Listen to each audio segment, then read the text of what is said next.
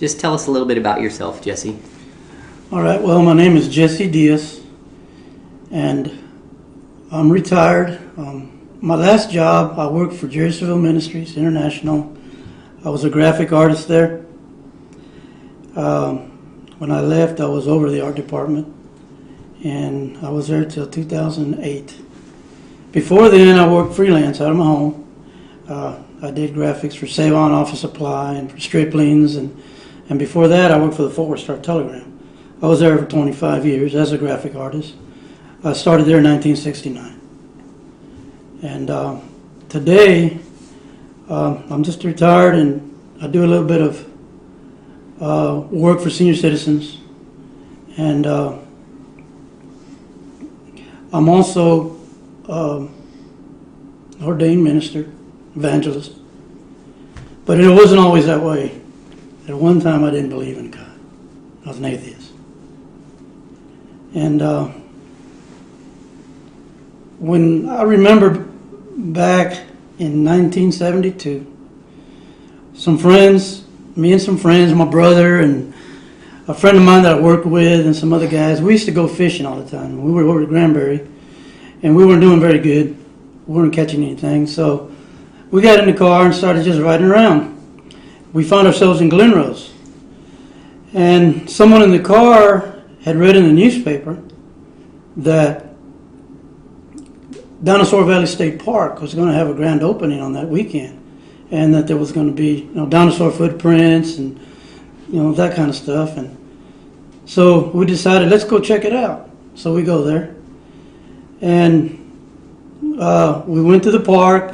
We went down in down in the lower place where the Biloxi River is, and they had dinosaur footprints everywhere, and they also had human footprints and different sizes. Some of the footprints, the human footprints, were regular size, but what stands out in my mind was that there was some great big ones. It looked like they were in mud, and the dinosaur tracks looked like they were in mud. But when you got down and touched it, it was rock. Apparently it had been mud at one time. But I remember there were signs that were pointing to the different tracks, and the different dinosaur tracks and to the human footprints. And the dinosaur tracks on the signs were yellow with black letters. And they said the names of the dinosaurs that made those tracks. On the human footprints, on the big ones, there was a sign that was pointing to one of the big ones, and it said caveman tracks.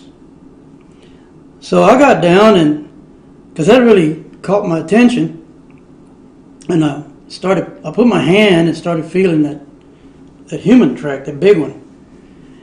And I never ever heard of such a thing. And I saw the sign, caveman tracks, and that got my attention.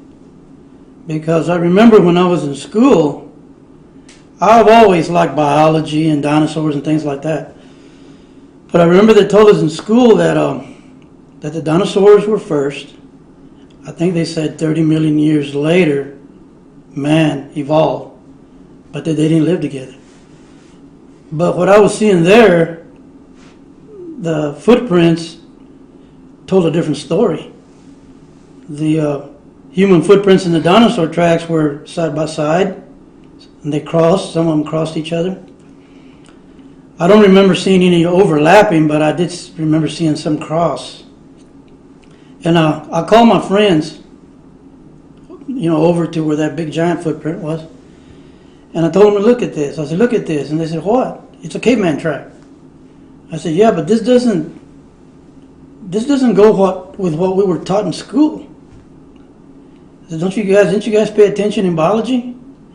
And they kind of made fun of me and said, you've always been Mr. Science, and stuff like that. And I said, no. I said, listen. I said, they told us in school that the dinosaurs were first, and that the cavemen, or men, were like 30 million years later, that they didn't live together. And but what I'm seeing here, that's not the case. What I'm seeing here, they lived at the same time. And one of my other buddies said, "Oh, who cares? Nobody knows. Who cares anyway?" So I kind of, because I was with my buddies and stuff, and they weren't very interested in that. We were just out having a good time. I said, "Yeah, they're right. Who cares?" So someone said, "Let's go." So we were going up this hill, and they went on to the car, but I stopped and I turned back and I looked at that valley, and I could see those tracks from where I was sitting. I could see a whole bunch of tracks from there. And I sat down for a little while. I was just like, and what kept ringing in my head was millions of years. Millions of years. And I was trying to think, what happened here? What happened? Where are all these creatures? Where are all these dinosaurs? And I said, millions of years just doesn't. These tracks would have surely been worn out by now. The water's running over them. And then I went, who cares? My buddies were right. And I turned and walked away. That was in 1972. I didn't give it a thought after that. Just forgot about it. Went on with my life. Well, about 12 years later, I won't say 12 years later, I don't know the exact. At the time that I saw those tracks, I didn't believe in God. I didn't believe the Bible. I was an atheist. I would tell people I didn't believe in. Some people believe in God, but they don't serve God. But I didn't believe that God existed. I said, there's no such thing. Well, that changed. I'll just give you a short version. I had a daughter that was very ill. She was at Cook's Hospital. They couldn't find a cure. They thought her appendix had burst. And she was there for about a week. She wasn't getting any better. I had good insurance at the time. I worked for the 4-Star Telegram, and I had real good insurance. So I got another doctor. He was scheduled to see us at another hospital, at Harris Hospital, and he was an expert in gastronomy. So I took my daughter out of Cook's, and we were going to meet this doctor there, like at 9 o'clock or something that afternoon. But when I went back to my job to tell my boss I had to take some more time off. And he said, take as much time as you need, and don't worry, we just hope your daughter gets better. And I called my wife from my boss's office, and I told her that we're going to meet a doctor at Harris at 9 o'clock. Well, she got real quiet, and she said, Jesse, we tried hospitals, we tried doctors, and yes, I will meet you there, but first, I'm taking my daughter to church so they can pray for her. Well, I didn't want to make a scene in front of my boss, so I didn't yell and scream at her because I really didn't like that. I just told her I don't think that's a good idea. Well, she hung up real softly. Well, I excused myself from my boss and I made a beeline for the church because I knew where the church was, where my wife. My wife was a Christian, but I was an atheist. She hadn't been a Christian very long, but a couple of years. But anyway, I went to the church to get my wife and to get my little girl and take them to Harris Hospital. When I walked in the church, it wasn't what I envisioned. I thought it'd be dark and with candles and, kind of a cultic thing. But it wasn't. It was lit up real well, and people were singing and clapping, and people in suits. They looked like lawyers and doctors. And I figured, I better not make a scene here because there might be someone here that I know that works downtown, and my boss may hear about it and I may get in trouble, so I'm going to be a good boy. So I sat through the sermon. After the sermon, the ushers came and, they introduced themselves, but the walls went up. The walls went up immediately. I said, I'm not a Christian. I don't believe in God. I didn't come here because I'm interested in what you have to say. I came here to get my wife, get my daughter. We got to meet a doctor at 9 o'clock. And, so I need to take them, I need to get them, and we need to leave. And he said, you have a little girl that's sick? I said, yes, she's real sick. She's been at Cook's Hospital for a week. She couldn't eat or anything. My wife had to carry her. She couldn't even walk. Well, they told me they were going to pray for my little girl. And I said, well, that's good and well. And then they said, we're going to pray for her and God's going to heal her. He said that. He said, we're going to pray for her and Jesus is going to heal her. And so I told him, go ahead and do what you have to do. And but If he doesn't, I'll probably sue you or something like that. I don't know exactly, but I know I wasn't good with it. I wasn't nice to him. So they prayed for my daughter, and then they were trying to show me scripture that they were standing on. And they asked if they could pray for me, and I told them, you can, but I'm not going to bow my head or close my eyes. And they prayed for me, and while they were praying for me, something happened. And I knew, God told me, when they were praying, I knew it was God, even though I was an atheist. I can't explain it, but I knew it was the Lord. He told me that my daughter was well. So, they still had their heads. There was about 4 of the ushers, and they still had their heads bowed. So I pushed on them, and I said, look, I believe the man upstairs. I couldn't even say God. I said, I believe the man upstairs. I think he might have answered your prayer. And they looked at me and they said, we're believing, brother. I said, well, where's the sanctuary? So I run to the sanctuary, and my wife is standing up. There's ladies, because it was after the service. There wasn't very many people. But there were some ladies that had their hands up in the air. They were rejoicing. And I looked, and my daughter was standing up. Well, she couldn't stand up. And I looked at her, and I could tell the suffering was gone. So I ran up, took her in my arms, and I had her in my arms, and I said, sweetheart, I said, is the pain gone? And she says, I'm hungry. I want to eat at York Steakhouse. That's a place I used to take them every other payday. I said, you're hungry? So I took her to the steakhouse. I was watching her the whole time, thinking that pain might come back, and never did come back. We canceled the appointment. She got well. I went to the editor of the Star-Telegram the next day, told him everything. He suggested to me that it was just a coincidence. But I remember the voice when they were praying for me. I didn't tell him about that, but so during that process, I began to read my Bible. And I came to a place where I surrendered to the Lord, and I became a believer. The Lord began to reveal to me in His Word that He is, that He does exist, that He's never left me, He's always loved me. And He chose to reveal His power through a miracle. So time went on, a few years. One day I was reading in Genesis. And I read, I think it's in Genesis chapter 6, where the Bible says that right before the flood that there was giants on earth. And right when I read that, it was like a slide, like a picture in my head. I remember that footprint that I had seen about 12 years before that. There at Dinosaur Valley State Park. And I told my wife, I got up and I told my wife, it says here that there used to be giants on the earth.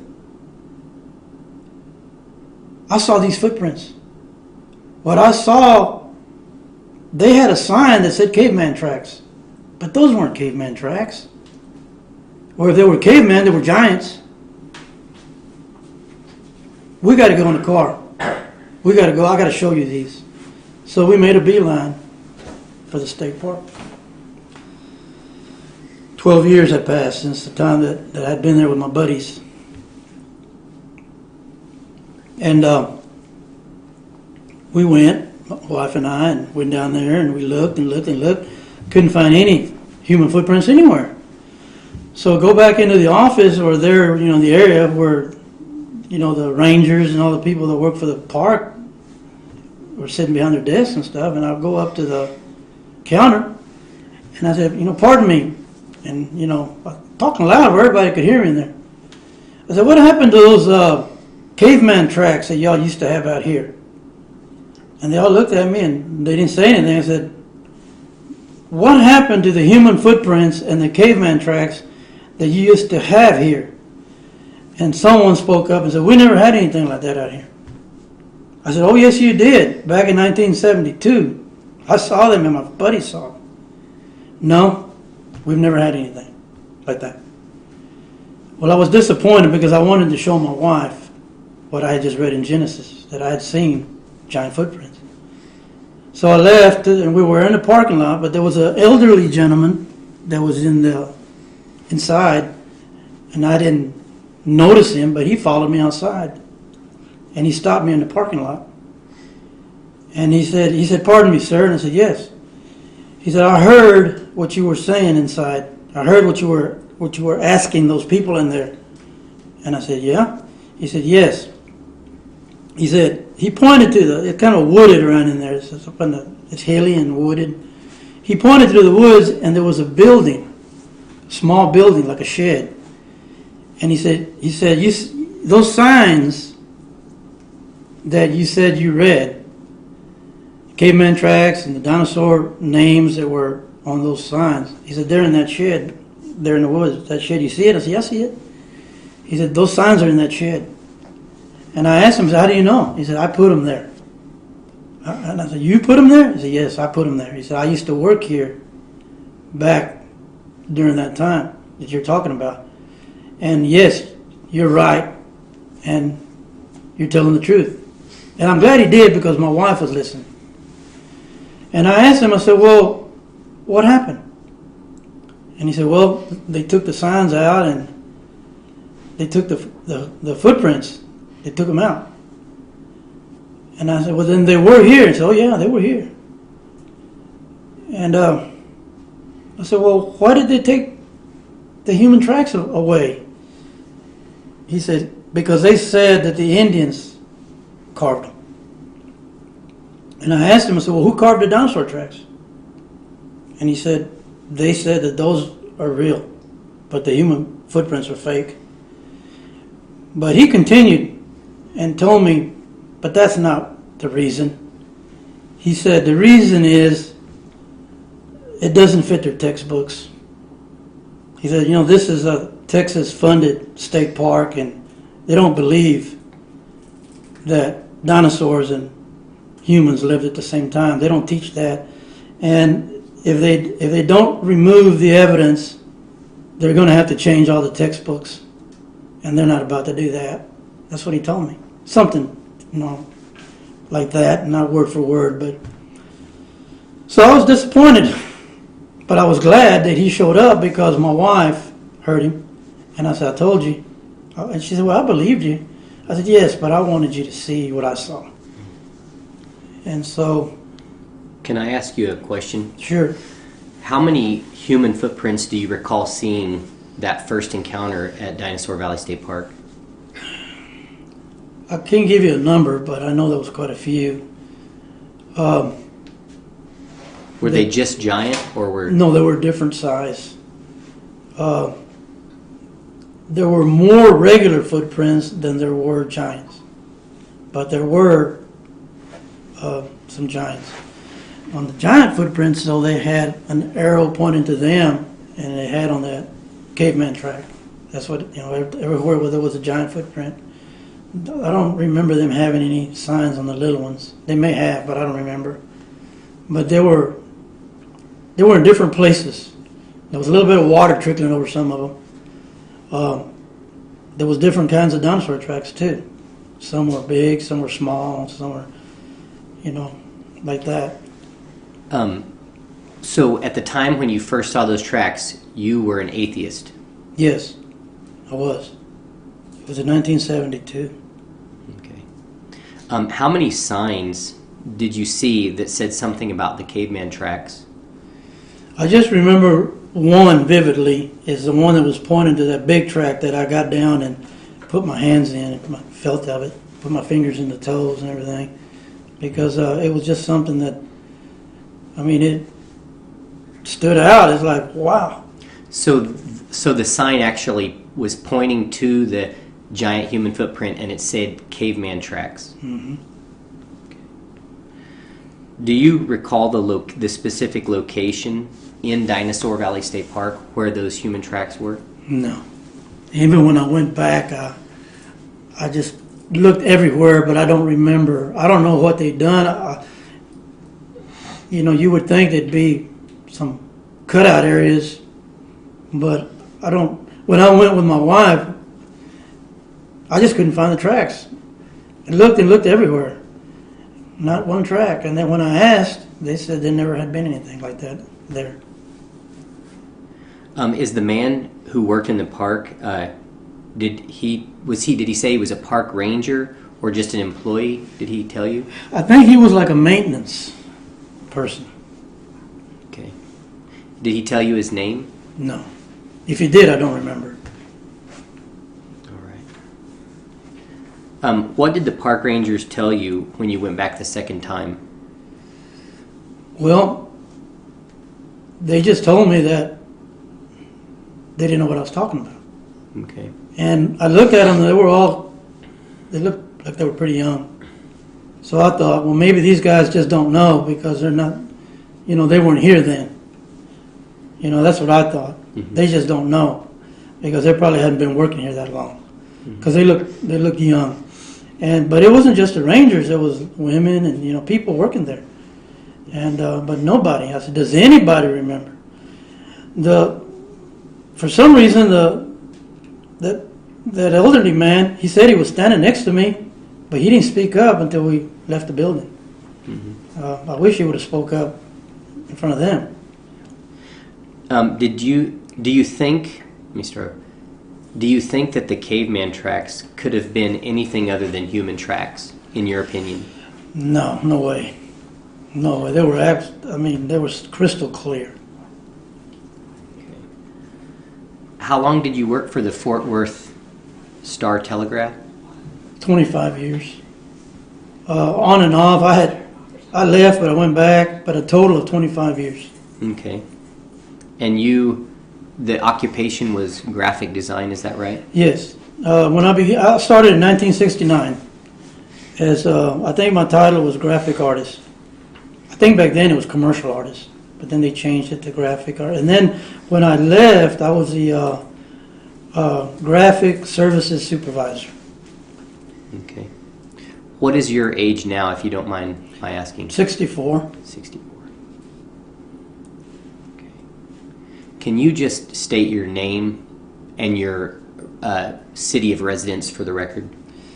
Okay, my name is Jesse R. Diaz, and I live in Crowley, Texas. That's in Fort Worth, right? It's next to Fort Worth. It's about 12 miles south of Fort Worth. It's Fort Worth, and then if you go south, the next town is Crowley, and then Burleson, and then Cleburne, Joshua and Cleburne. Do you attest that everything you've said here today is the truth to the best that you know it? Yes, absolutely. Are you an honest person? Yes, I am. Yes, I am. Why are you honest? Well, I'm honest because I believe in the Lord. I believe His Word. And also because there's no reason not to be. I don't see anything to gain from not being truthful. And I've learned as a Christian that Jesus said, I am the way, the truth, and the life, and He's truth. And I'm honest because I know my Heavenly Father is watching me, and I want to be pleasing to Him.